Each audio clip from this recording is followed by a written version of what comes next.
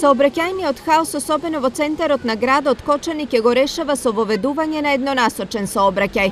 Улицата Илинденска да биде еднонасочна од православниот храм Свети Ѓорги до средновековната кула. Од 2. Улицата Доктор Николич да биде еднонасочна од Црвениот крст кон управната зграда на комуналното јавно предпријатие Водовод Кочани. Еднонасочни би били и двете споредни улици, кои ги поврзуваат улиците Гоце Делчев и Доктор Николич. 3. Улицата ВМРО на потегот од кај крстосницата кај двојниот мост до мостот кај шопинг центарот и улицата Кејна Револуцијата, од новиот мост кај шопинг центарот до кружниот тек. На овој начин општината и Советот за безбедност во сообраќајот планираат да остварат неколку цели.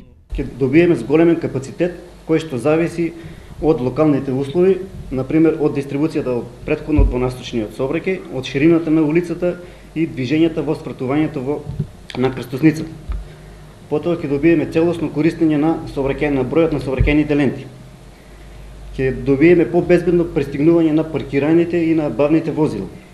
Спратувањето на крстосниците нема да биде попречувано од сообраќајот во спротивната насока. Но вака не мислат и дел од жителите на некои улици. Најгласни беа жителите од улицата Илинденска, според кој возењето во еден правец за нив ќе значи вовед во многу проблеми. Луѓето што живеат на улица Илинденска не се согласуваме со предложената измена сообраќајниот режим на улица Илинденска.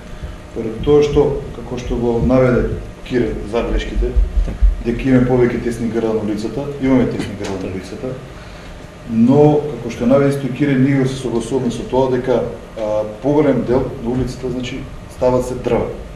Кога доаѓа до сечење на дрвата, имаме блокирање на сообраќај. Значи, како ќе се одвива тој вораден режим, кога дрва стимнуваат секој ден? Колку мислењето и ставот на граѓаните ќе биде земен предвид е прашање. Нивните забелешки општинските служби допрева ќе ги разгледуваат, пошто крајниот збор треба да го дадат советниците.